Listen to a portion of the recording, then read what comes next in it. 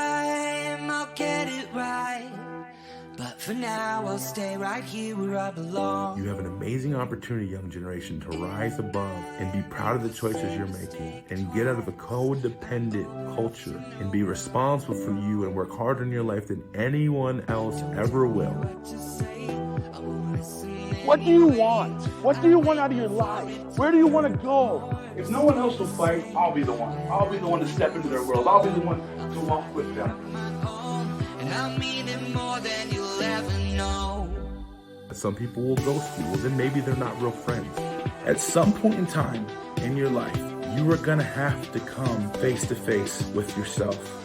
Next time I'm getting it right.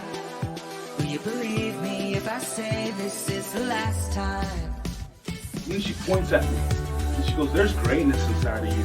Sometimes we need people to believe things for us until we can believe it for ourselves. Because I look at what I'm doing now and it's not lining up with what they said I couldn't do. And now I'm doing everything that people said I couldn't do. Because now I travel the world and I share my story. Next time I'll get it right, but for now I'll stay right here where I belong. And by the time I was 26, I was sitting in 30-day inpatient treatment for alcohol. My family wanted nothing to do with me, couldn't hold a job. I was codependent, all because I thought I could get away with it. I should probably have about 10 DUIs, I only have 2. My last one was June 24th, 2010. That was the DUI that changed my life. For it to hurt more, to stay the same. When I get through this storm, I'll find it on my own. And I'll mean it more than you'll ever know. And so I'm going to talk about connection and belonging. We're looking for a place to belong where someone can come out and say, hey, we want you here. I want you here. We want you around. We say we live in such a connected world. If that's the case, if we really say we're more connected, then why is everybody more depressed? There's no dumb kid, there's no worthless kid. There's only kids that have been starved of love and have been wounded so badly, we're just looking for a place to lay. We can't change the history, but we can help shape their future. Next time I'm getting it right. Take one thing that you want to focus on to overcome in your life. Take one thing at a time and walk through the process. The process is only a process if one stays in it. If you don't stay in the process, then it's no longer a process. What is going on, everybody? Welcome back to the Pure Purpose Podcast. I really have hoped you enjoyed the last few weeks. The Web of Deception and Are You Tired of Believing the Lies, I think, have probably been my 2 joyful episodes. It was just amazing shooting them. So what we're going to jump right into today is, since we're back to school, a lot of schools that I work with in Colorado are already back in school. A lot of schools are coming up in other states. After Labor Day, they're coming up. And I wanted to talk about one of the main topics that comes up a lot when I'm talking to kids and when I get questions, and it's about managing stress. Here's what I want to throw out there from the very beginning, though, okay? What I am trying to do is let you all know that we have to start normalizing normal human behavior each and every day, okay?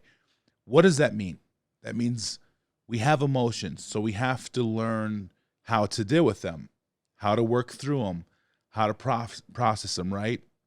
We get sad, we get happy, we get shame-filled, we get fearful, right? All these things. There's a lot of things. We have stress. Stress is a big part of life, right? And so a lot of different things that we have to learn. We've actually created this facade in our culture today that basically makes people feel like there's this idea of being perfect. And I'm here to really tear that down. Coming counter to a culture, encouraging you all to live whole, okay? Because it's one of those situations where we have to understand there is no form of perfectness. We won't reach it. We won't achieve it. I'm telling you, our millennials, my generation, I would say like probably 34 on to like 45 or whatever you want to say, we will tell you, we will be the first to tell you that there is no such thing as perfection. We have made tons and tons of mistakes. But what a lot of us have done, many people that I know personally, we have learned from those mistakes. We have stepped up to the plate and said, you know what? My history is my history, but I'm going to let that shape my destiny, and I'm not going to let it hold me back anymore. And a lot of us have done that. I know many friends. Actually, a buddy just called me last night. I know many friends that have in our 20s were just disastrous. I'm just going to say it. Our 20s were nuts. Matter of fact, I said the other day, I go, my 20s are jealous of my 30s because my 30s have been amazing. It's been incredible how much my 30s have been they've been awesome, right? Been traveling the last 8 years, becoming more healthy, emotionally, mentally, spiritually, everything, all the above. And so at the end of the day, I want you to learn that there's no level of perfect you'll ever reach. So you have to learn that it's okay that we have emotions. You're going to deal with stress. You cannot get away from it. It will happen, which leads me right into what we're going to actually talk about today. In light of everything happening in schools today, schools have been in for the last couple of weeks. Schools are coming back. One of the biggest things I get is, Bobby, I am so stressed. How do I deal with this stress? And so today I'm going to talk about managing stress, okay? I'm going to talk a little bit about what it means to be stressed out, if it's okay to be stressed out, and how you actually navigate through that. One of the things that I actually am so tired of, and actually I said this in assembly the other day, one of the reasons why I started this podcast, because I'm so tired of this world saying, learn how to cope with ailments. Learn how to live with them. Learn how to cope with anger. Learn how to cope with stress. Learn how to cope with ADHD. Learn how to anxiety, depression, I'm tired of people learning how to cope. Because learning how to cope doesn't make you whole. It only prolongs the inevitable of the problem, that it will show up one day way more disastrous and chaotic than you will ever imagine. So the only way to live whole, the only way to really cope, is to get to the root of the problem. When you take the root out, that is how you get healthy. So I'm going to talk a little bit about managing stress today, okay? Here's the thing. Stress, it's inevitable. It's an everyday, never-ending part of life. Even if you get to the place where you think things are going amazing, and I love that for you. I hope they are. I hope everything is going amazing. But even when you get to that place, there are still pressures, and there are still factors. Some may be internal factors, some may be external factors in your life that will cause stress. It may be other people. It may be a job. It may be school. It may be a deadline. It may be finances. It may be the state of the economy, the state of our political climate. I don't know what it is for you, but there's always going to be those pressures. So let's get that out of the way right now, and let's talk and just normalize. Say it with me. Stress is a normal part of life. There's no way around it. Okay, so we'll start there. You're going to be stressed out. Matter of fact, I will tell you this right now. Okay, stress is a big part of building that mental and emotional resiliency. Because when you are stressed about things and you start navigating through those, and I'm not saying fold to the stress, but navigating, okay? Defining, okay, is this really something that should be stressing me out? Because I'll be honest with you, sometimes we stress over things that it's actually not stress, it's control, because we want to control things. And sometimes when we don't think we can control an outcome, we actually think we're stressing, but we're actually in anxiety and worry, which that's not healthy. But sometimes when we can't control the outcome, we think, oh my gosh, what's going to happen? What's going to happen? But when you can stress about something big. Okay, I don't know what's going to happen here, but you know what? I'm going to be okay. No matter the outcome that presents itself, it's going to be fine because I'm going to work through it. And so in those moments, what you're going to want to do is you're going to start thinking about, okay, what do I got going on? I understand that. What needs to get done? You're going to start looking at the urgency of things. You're going to start looking at what's important, what's not important, what's urgent, what's not urgent. Okay? Does it have to do with you? Does it have to do with other people? One of the things I'll say, if you're stressed, if 98% or even 90% or more of your stress comes from other people, let me just free you right now of that. And let me tell you, not everyone's urgency is your emergency. Okay? But I want us to get to the place today where we understand that stress is going to happen. This is a part of building that emotional resiliency, that mental resiliency to say, oh, okay, this is a lot going on. The problem I see today is a lot of people get to a place where they stress and they just shut down and it destroys them because it's like, oh my gosh, I got so much on my plate. I'm stressing. I want you to do a test for me. Okay. I want you to do a test for me. I want you to look at what's going on in your life. Okay. Look at the buffet, the plethora of things that you have on your plate. And I want you to really start compartmentalizing. Okay, does this have to do with me? Does this have to do with other people? Is this job? Is this school? Is this work? Whatever it is, I want you to start looking at that. And then what I really want you to start doing is start looking at how much of it is actually stress because you're like, these are the responsibilities that I actually have, or this is me trying to manage someone else's circle and take on other people's responsibilities that are actually mine to take on, or not mine to take on, but only handle mine and let theirs off. Or how much of it also is, I want the outcome to be what I want it to be. That's why I'm worried. Okay, so I want you to start looking at that because that's going to determine how you approach this stuff. A lot of the times when I see in this young generation, especially, we are stressing over other people's responsibilities.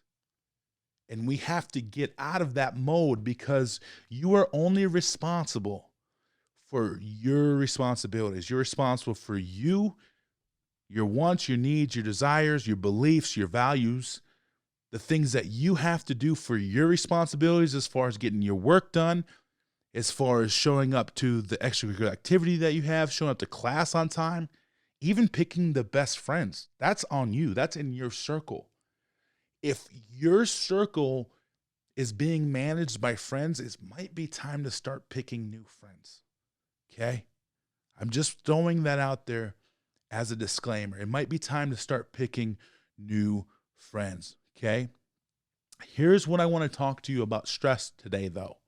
One of the main things I want you to understand that if you don't manage stress, if you don't understand what it is that is your priorities right now, what's urgent, what's important, okay, what you can get to later, different things like that, eventually stress, because we just carry it all, right? We put it on our shoulders like a backpack and we start carrying this stress. And the biggest thing that we do with stress is we look at it and we're like, well, I'm just going to carry it and bear it, and I'm going to stuff it down, and I'm not going to worry about it. I would not recommend that because a lot of the times, honestly, you're going to be in a position to where if you're stressing and carrying that and just gritting it and like white knuckling it, you're probably white knuckling a lot of other things in your life too. Might be depression, might be anxiety, right? Whatever it is, okay? Might be overgiving, there's many different things. But you have to understand that if you do that, it's going to take a physical toll on your body. Oftentimes, depression, anxiety, stress, whatever it may be, it shows up in different ways, okay? It shows up in different ways physically. I'll be honest with you. I'm going to share a very vulnerable story that I haven't shared to this point. Only a few people around me know it. last year was a very stressful year for me. I'll just flat out say it. Last year was a very stressful year. It was fun. There was a lot of things that happened that were amazing, but it was stressful. Okay. Well, one of the things that I ended up doing was I was really trying to figure out how to navigate that stress, but I didn't do a very good job of navigating it. Okay. And what I mean by navigating it is I was denying my needs and having to off fill that to someone else, like be able to open up and talk about it. Okay. I was kind of just like, I was venting, but it was more like word vomit, and I wasn't really processing, even writing down, Bobby, what's going on with you. And it showed up towards the end of last year in May, and I actually ended up in the emergency room with a 560 blood sugar because I didn't navigate it the right way, because I wasn't able to process it and write it out and really sit down and see, like, what are you feeling, Bobby? It showed up physically. It took a toll. Now, figured out some things within the week. I was dropping my blood sugar back down, and now my levels are great. But that taught me a lesson to say, if I don't deal with this stress will deal with me. And so I had to learn even more tools on how to say, okay, when are you at capacity? Okay. And I had to learn this summer, I really had to learn how to rest my mind. I really had to learn how to just really unplug from everything, because I know when I'm at my capacity, if I start filling things in when I'm at my capacity, it's not going to go the best for me. Okay. You got to know that stress erodes your strength. It will eat away at you one by one by one. Okay. So here's one of the main things that I want you to do. Okay. When we're dealing with stress. One, I want you to start figuring out, like I said, I want you to get a piece of paper. I want you to write down, okay, everything that's on your plate. Think of a plate that's in front of you, on like Thanksgiving, right? We put some stuffing here. We put some green bean casserole. We put some turkey, whatever it may be that you have. That's what you put on your plate, right? Well, I want you to start looking at what's on your plate, okay? You might have school, right? You might have sports. You might have FFA. You might have FBLA. You might have, whatever it may be. Maybe Boy Scouts, Girl Scouts, okay? Pokemon Club. I don't know what it is for you, okay? You might have friends, right? Obviously parents, home life. And I want you to start looking at how much of that on your plate do you look at everything as your responsibility and what isn't your responsibility. So I want you to start looking at what's my responsibility in these areas. When I'm at home, what is my responsibility? Well, your responsibility is to be an active member within your family. Follow your parents' rules that they have, abide by them, right? Be kind to your siblings and your parents, do the chores, whatever it is. Be an active member of your family. That's your responsibility, okay? Sure, you may have watched your brother and sister if you're older, but your job isn't to control them. That's your parents. So that's not on you, okay? In sports, look at that. Maybe sports, it's, okay, I need to show up every single week to practice, listen to my coach, take what the coaching is, putting it into play, okay? Apply it and get better and be an active member of that team. What do you have to do in class? Listen to the notes, take the notes, study, and do the best that you can. You do those things, that's what you do. And I want you to start looking at every area. Friends, what is your responsibility there? Think of my circle, okay? Your wants, your needs. Matter of fact, I'm going to have Tyler go ahead and link the My Circle graphic right here. I want you to see it right here, okay? What you are all responsible for, okay? Your needs, your wants, desires, beliefs, everything that you're responsible for, okay? And I want you to start compartmentalizing that. Okay, this is my responsibility. And then of those things, I want you to start marking down what's really urgent, okay?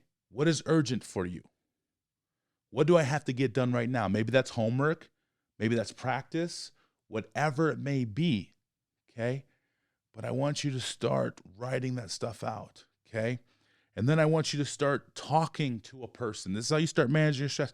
I want you to start talking to someone, processing with someone. If you have to do it on a piece of paper first, do that. And then get to the next person, okay? To start talking about what's going on inside of you, not putting it on them, but letting them help you process what you're navigating through and what you're dealing with, okay? I want you to, like I said, then prioritize those tasks. What is important? What's the most important from the least important, okay? What's the most urgent from the least urgent? And I want you to start looking at those things. This, y'all, is how you manage stress. This is how you can think of two fists like this. I think I've done this before. Think of two fists, right? You got your life in one hand, okay? You got your life, you got your school, you got your brother, your daughter, your son, whatever it is. You got all this stuff that you basically are in this hand. Well, this hand is like maybe the issues of life, the things that you have. You have to learn how to hold both, but still move forward in this one, right? And come with you. This is how you do that. You prioritize what you have to do from the most urgent to the least urgent, from the most important to the least important. And you just start going through the list like that. And when it gets too much, take a step back and go talk to someone about it. Okay, that's what I really want for y'all. Okay, journaling, brain dumping is going to be a good thing for you all.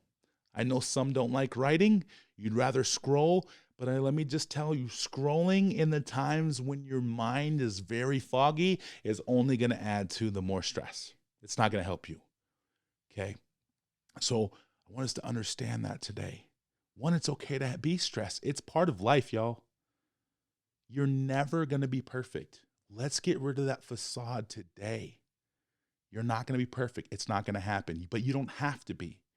It's okay to navigate through the stuff. It's okay. Some days are going to feel amazing. Other days aren't.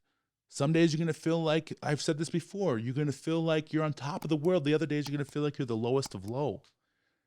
That's not life. Life is not perfection. Life is process.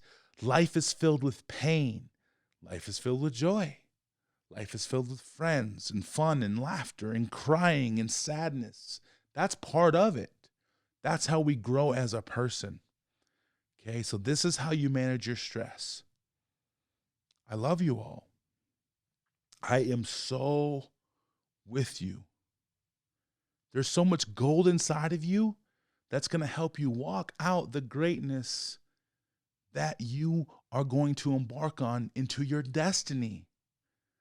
It's going to be up to you to want to live whole. Stop getting to a place where you're coping with things and start saying, no, it's time to get to the root. It's time to live whole, and it's time to live a full life. I love each and every one of you. Keep climbing, and I'll see you next time. Next time.